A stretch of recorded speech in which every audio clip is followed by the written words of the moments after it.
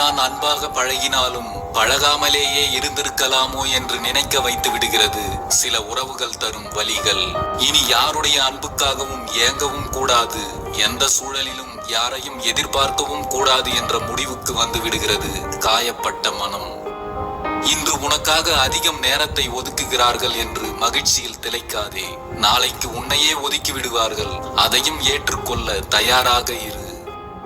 ஆரம்பத்தில் தாமாகவே வந்து பேசி பழகி நமக்காக பல மணி நேரம் ஒதுக்கியவர்கள் கொஞ்ச நாட்களுக்கு பிறகு நாமாக பேச வேண்டும் என்று கெஞ்சும் போது நம்மையே வேண்டாம் என்று ஒதுக்குகிறார்கள்.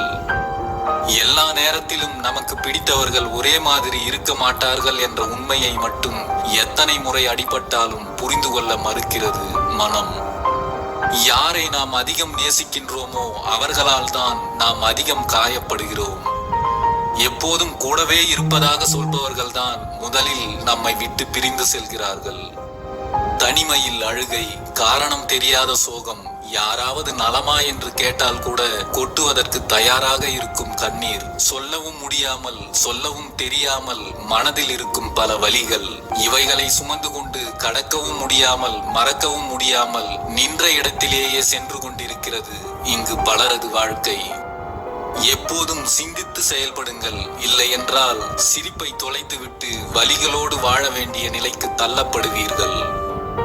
ஒருவரை பல வார்த்தைகளால் காயப்படுத்திவிட்டு ஒரே ஒரு வார்த்தையால் மருந்து போட்டு ஆற்றிவிட முடியும் என்று நினைக்கிறார்கள், மன்னிப்பு.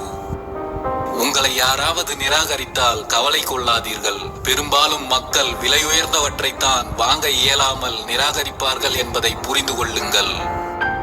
உங்கள் துன்பத்தில் தோள் கொடுக்காத எந்த உறவும் உன் இன்பத்திலும் தேவையில்லை என்பதை புரிந்து கொள். துன்பத்தில் இருக்கிறோம் என்று தெரிந்து தேடி வந்து ஆறுதலான வார்த்தைகளையாவது சொல்லும் அன்பை தேடுங்கள், அதுவே கடைசி வரை நீடிக்கும். தேவைக்காக மட்டுமே உங்களை தேடும் யாரும் உங்களுக்கு தேவையே இல்லை என்பதை உணருங்கள்.